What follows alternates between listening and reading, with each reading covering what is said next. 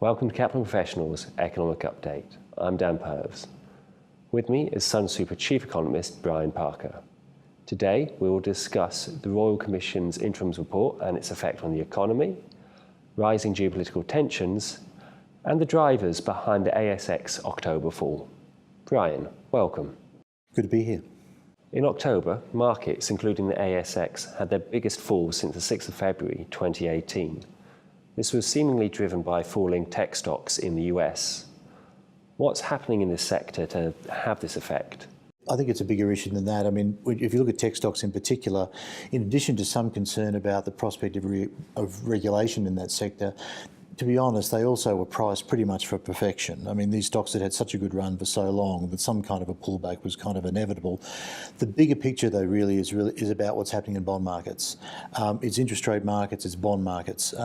If you think about the years we've had since the GFC, for a lot of investors out there, with interest rates so low and bond rates so low, equities were very much the only game in town. So you had a lot of people really buying equities in search of a return because conservative assets just didn't provide the kind of return people needed. Well, that's now started to come into question because as the Federal Reserve have raised interest rates, as bond yields around the world have risen, especially in the United States, but also to some extent elsewhere, the balance is a bit skew if you like, is that people are now starting to question whether equities are still the only game in town, as bonds have become somewhat more attractive than they were 12 months ago. The RBA is concerned that the Royal Commission's interim report could see banks further tighten their lending standards. Do you share this view? I do share some concern. So far it's mostly been anecdotal, although it is starting to appear in some of the data. Up until recently, most of the talk was banks are simply making people dot I's and cross T's more rigorously than they were, that there wasn't really an aggressive tightening of standards. And I still think that's mostly true. In other words, if you're a credit-worthy borrower, you can still basically get a loan. I mean, you may have to jump through another hoop or two, but it's not as if credit is drying up in the economy to credit-worthy borrowers. And that's really, really important because if that weren't the case, that would be a major alarm bell for growth. Now, at the moment, it certainly does bear watching, and whether it's just because of concerns about the economic environment or concerns about the level of household debt or the Royal Commission isn't really relevant for the economic implications. It is absolutely something to watch, but so far, there's not any great evidence that credit-worthy borrowers are being unduly constrained by what the banks are currently doing. Australia's terms of trade have increased over the past couple of years due to increases in some commodity prices and are now at relatively high levels. What foreseeable factors are likely to change this? The big downside risk to it would be a slowdown in global growth in general, but Chinese growth in particular, especially when you talk about things like iron ore and coke and coal. And certainly you've seen quite a pickup in iron ore prices and in coke and coal prices, courtesy of this, what is a very, very healthy environment at the moment for Chinese steel demand.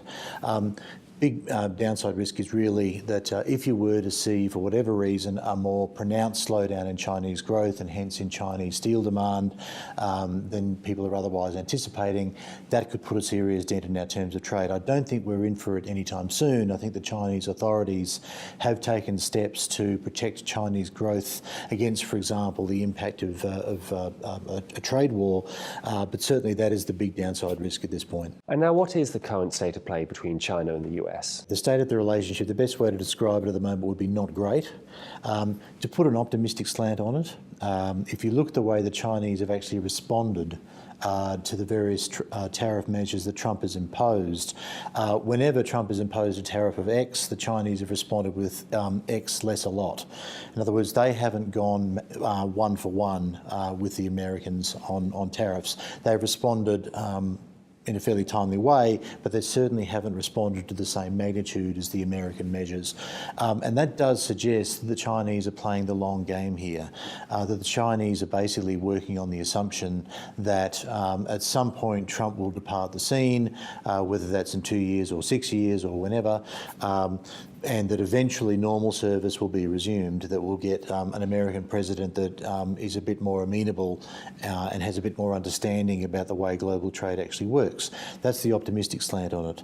The pessimistic slant on it is that really, look, the trend is not your friend at this point, that more and more measures are being put in place, and in particular, this idea that this is all Trump's doing and that these sort of anti-China measures don't have a degree of bipartisan support in the United States, I think that is mistaken, because China does not seem to have a lot of friends, especially in a trade sense. China does not seem to have a lot of friends across the American political spectrum. The Democrats in Congress seem to be quite supportive of actually taking on China in a trade sense. There is a lot of support for the view that China has not behaved well in international trade, IP in particular, intellectual property rights in particular, but not just intellectual property rights.